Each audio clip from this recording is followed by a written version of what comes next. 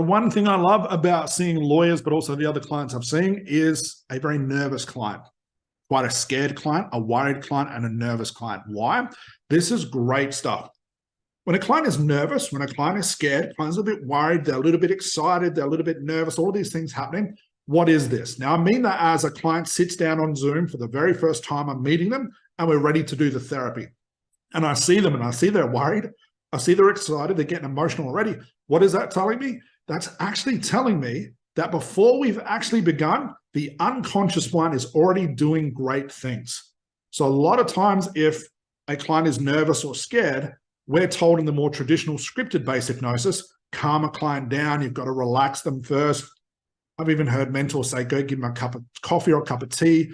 Don't do the session yet, maybe just get a bit of rapport. No. If your client comes in expressing emotions, fears, nervousness, laughter, I've had clients crying before we've even started, utilize these things. It's called a utilization principle. It means that the unconscious mind is already doing something.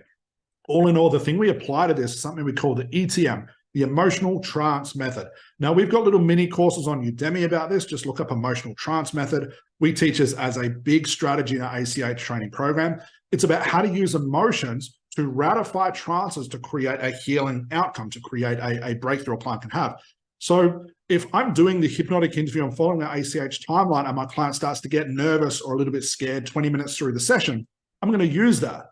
But if my client turns up within the first minute, starts having those things, I'm going to use them. I'm not going to explore the problem like I normally would. I'm not going to start the session the way I normally would. I'm going to focus their attention on what's happening to you right now. If my client is, let's say, emotional, they're starting to cry because they're getting nervous, I'm going to ask them, what's going on? What are you nervous about? What's happening with that? Why is there tears coming out of your eyes? Because they're already having an unconscious moment. The unconscious mind is already doing something. So why would I negate the unconscious mind and say, hey, don't start healing yet. I've got to follow this strategy of relaxing my client and reading my script first before you get to that stage. I'm going to use this instead. Put attention on it. Have a client release whatever this is. All in all, I look at emotions like the tears, the laughter, the anger, all that stuff as like the fuel that fuels a problem. It's like the fuel that fuels your car. If you want to drive long distances, you fill up the car with fuel. If I deplete all that fuel, my car doesn't go any further. So when it comes to clients, if I deplete all those emotions by doing something therapeutic, that problem can't be fueled anymore, can no longer be the same. So that's what's happening here. So all in all, guys, if your client comes in nervous, they're laughing, they're scared, they're emotional, use it. Start there. It just means they're already going into trance, because where are your emotions situated? They're in the unconscious mind. Where does trance exist? The unconscious mind. So your client's already doing the work for you. And this could be as a result of doing a great strategy call. Maybe it's a great rapport that you had on this strategy call. The unconscious mind says, hey, I like this Scott guy. Let's just start the therapy now. I trust him. Let's just start it now. So if that happens, guys, take a step back, utilize what your client's given you, worry about all the other techniques and strategies later, because whatever's happening here is organic. And it's the thing your client needs to do at that time that is going to be the most beneficial for them later.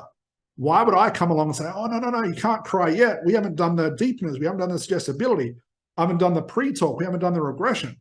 Because they're going to end up in that place anyway. But why would I let it happen later? Just let it happen now, guys. Again, this is called a utilization principle. Always utilize what your client gives you. Don't negate it. Use what they give you. Use that as part of the healing and the trance, and you'll see rapid breakthroughs in the least amount of time.